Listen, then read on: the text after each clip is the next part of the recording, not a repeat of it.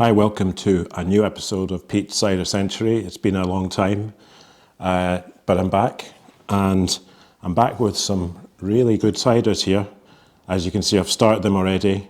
I'm kind of breaking tradition. Normally I would unbottle them and taste them at the beginning of the episode, but I've been thinking about it, and in some ways it's better to try them first. Just have a bit of thought about it before putting my thoughts to the camera. So, as you can see, I've been drinking them already. Before we go any further, I just want to show you the bottles, because the design of these is lovely. You can see the sort of, it's like a stamp with a barn owl on it. And then this one has got the grey heron on it. And I think some of the other ciders from this range have got other birds. But these are the two that I found in the local shop, which I'll also mention at the end, just in case you do happen to be living in the Edinburgh area. So anyway, let's start off with this one, which is the Barn Owl cider, and it's described as a medium sweet cider, or is it medium dry? Let's have a look. I'd say it's probably more towards the sweet side. It's just saying medium, to be honest. And they're pretty much the same colour. Maybe the grey heron is slightly more orangey golden. Very little bubbles in either of them.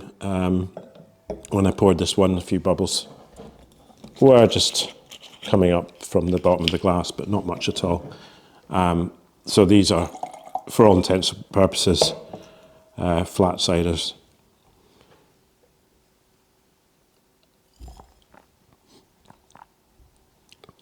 I should have given you a bit about the aroma first. I would say they smell fairly similar. This one is maybe a bit kind of richer, warmer, and this one, bit of a sharper smell to it, and you get the sweetness really hitting you.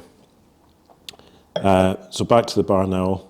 Well, let's just talk about Perry's first, the cider company these come from.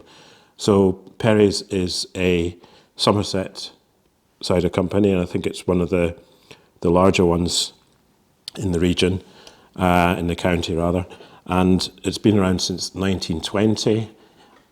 It describes itself as a fiercely independent company, so you're not going to expect it to be bought up anytime soon by some large drinks conglomerate. And it's got a strongly traditional ethos. So the things that are important to them, the apples they're only using apples from their own orchard, and perhaps a few from nearby farms in Somerset, but 80% of them coming from their own orchard. And doing everything on site is important to them. Provenance, as they're calling it, which that means basically everything from the initial pressing, the fermenting, the maturing, the blending, bottling and kegging, that's all done on site. They're not outsourcing any of that. And that's an important thing to them. It's all part of the tradition, really. Helps them have absolute control of how the cider is being made. So that's a little bit about Perry's, and let's taste the ciders.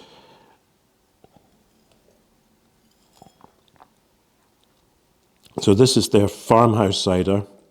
It's a lovely, nice kind of mellow, easy drinking cider, straight down the middle medium. It's kind of got a baked apple flavour in there somewhere. Not very acid at all, low acidity. And yeah, it's one of these ciders you describe as quaffable. You know, you can just keep drinking it, really. And I really like it. I think I'll come back to this one. You can kind of tell that it's just so pure in the way it's been made. Nothing strange thrown in there. And they're very careful about the blending of the apples and the varieties of the apples they're using. So they're not just throwing any old mixture of apples in there. It's a blend of, I believe, bitter, sweet, Yeah, bittersweet and bitter sharp apples. Probably from quite a number of varieties, maybe 4 or 5 different varieties. 100% juice and only using traditional bittersweet and bitter sharp apples. Lovely cider, definitely recommend it. Now let's move on to the grey Heron. And as I mentioned, it's pretty similar in appearance. I'll just pour a little bit more in the glass. Yeah, you're not really getting any bubbles coming up. Always give them a listen as well. Not hearing much from this one. In other words, there's not many bubbles coming up and making a noise. Yeah, kind of the aroma that's coming off it, it's different to this one. It's getting different things in there. I would say maybe kind of honeyish smell. Kind of red apples. Maybe a kind of a leathery smell as well, slight leather. Really nice, lovely aroma to this one.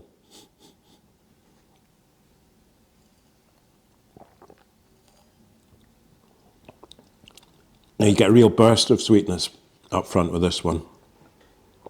However, that's really well balanced because you've got a lot of tannin in this one, a lot of astringency. So that astringency is coming at the back, so burst of sweetness at the front, then in tannins, astringency, and that just makes for a really, despite it being so sweet, a really nice complex drink, complex flavour.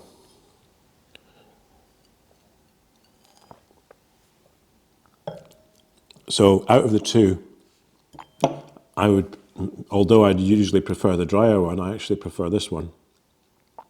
You know, perhaps for a sort of day-to-day drinking one, this might have the edge, but this is a bit different. This is perhaps not what you'd expect from a sweet cider. Each time you go back into it, you're noticing some slightly different flavours in there. You know, there's sweetness at the front, but there is some bitterness as well in there. So it's a great cider. I really like it. I'm glad I started the series again with these two because I think they are really good examples of traditional Somerset cider. Thanks very much for watching. I'm planning to do a few different things now. I've started this again. So, for example, maybe some video on pairing cider with cheese, for example, and maybe seeking out some establishments, some pubs in Edinburgh or further afield that have some really interesting ciders. Now, they may take a while to find, but I'm going to start doing some research. So, thanks for watching, and I'll see you again soon. I found these ciders at the Bear's Larder, which is at 15 Collington Road in Edinburgh. That's EH10 5DP.